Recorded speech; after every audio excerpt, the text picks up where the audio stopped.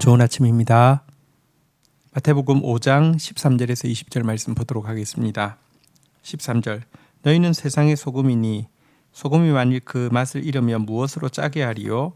후에는 아무 쓸데 없어 다만 밖에 버려져 사람에게 밟힐 뿐이니라. 14절 너희는 세상의 빛이라 산 위에 있는 동네가 숨겨지지 못할 것이요. 15절 사람이 등불을 켜서 말 아래 두지 아니하고 등경 위에 두나니 이러므로 집안 모든 사람에게 비치느니라. 16절 이같이 너희 빛이 사람 앞에 비치게 하여 그들로 너희 착한 행실을 보고 하늘에 계신 너희 아버지께 영광을 돌리게 하라.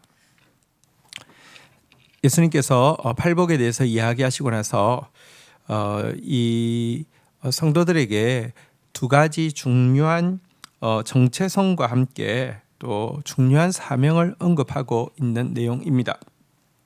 첫 번째 정체성은 너희는 세상의 소금이니입니다. 두 번째 정체성은 너희는 세상의 빛이라입니다. 우리에게 너희는 소금이다, 빛이다 라고 말씀하고 계십니다. 너희는 소금이 되어라, 빛이 되어라가 아니라 소금이다, 빛이다 라고 말씀을 하고 계십니다.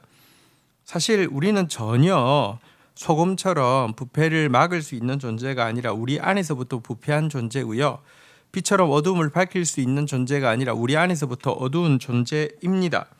그러나 참빛과 참소금 대신 예수님께서 성령을 통하여서 우리 안에 들어와 계심으로 말미암아 우리의 신분 자체가 빛으로 소금으로 변화되게 되었고요. 또 이 신분에 걸맞는 삶을 살 수 있는 능력이 이미 우리에게 주어져 있다는 것입니다.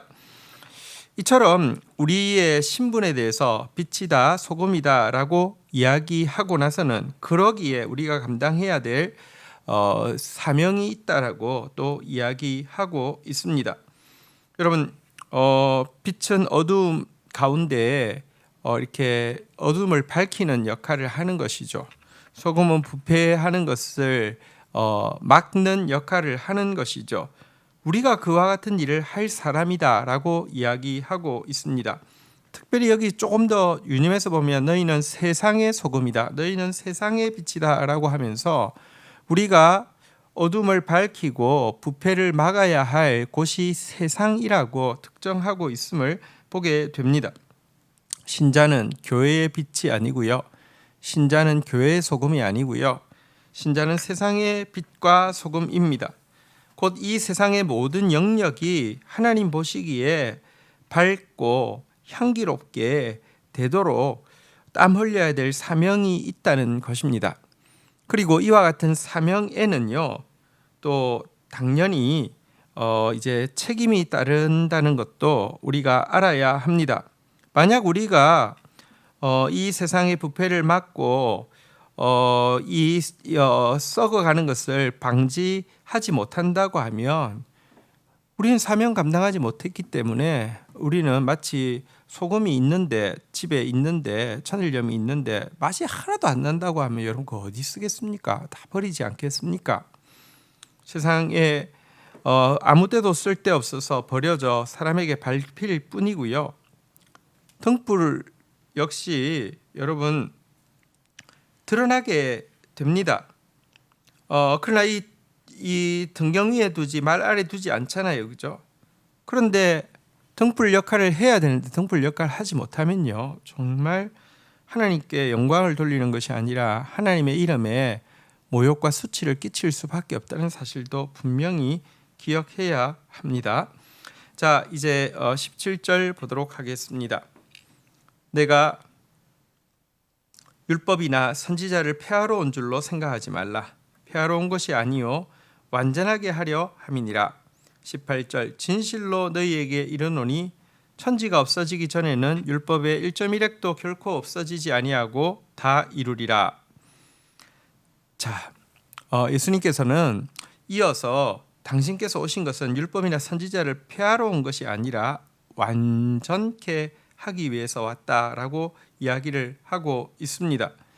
그래서 천지가 없어지기 전까지는 율법의 1.1획도 결코 폐해지지 않을 것이고 완전히 이루어질 것이다 라고 선언하고 있습니다. 이것은 양쪽 다에다 이야기하는 것입니다. 한편으로는 유대 종교 지도자들은 형식주의에 매여서 율법의 참 뜻은 알지 못하고 율법의 외형에만 매여서 예수님의 교훈과 행위가 이 율법을 허물어뜨리는 것이라고 비방하고 있었는데요. 예수님은 아니라고 율법을 완성하는 것이다 라고 말씀하시는 것입니다. 또 반대로 세속적인 사람들은 이것저것 여러 가지 율법의 의무들이 자기를 괴롭히고 있는데 지금 인기를 끌고 있는 새 스승인 예수는 어쩌면 이것저것 우리를 불편하게 하는 이 율법의 의무를 아예 깔끔하게 폐지시키기 위해서 온 것이 아닐까. 그러면 얼마나 우리가 자유로울까라고 해서 환영하는 사람도 있었는데요. 그들을 향해서도 나는 율법을 폐하러 온 것이 아니다. 1.1핵도 폐해지지 않을 것이다. 도리어 완전케 될 것이다. 이렇게 지금 이야기를 하고 있는 것입니다.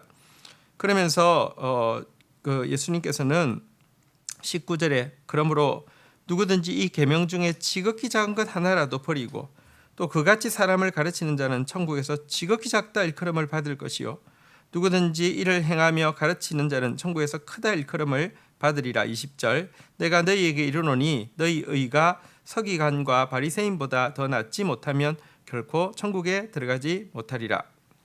자, 이렇게 예수님께서 율법이라는 것은 하나님의 그 뜻을 보여주는 것이어서 이것은 하나도 없어지지 않는다. 나는 이것을 완성하러 왔다라고 이야기하시면서 만약 이것 중에 그 지극히 작은 것 하나라도 버리고 가르치는 사람은 천국에서 지극히 작은 사람이 될 것이며 이것을 온전히 행하는 사람이 천국에서 크다 일컬음을 받을 것이다. 이렇게 이야기를 하고 있습니다.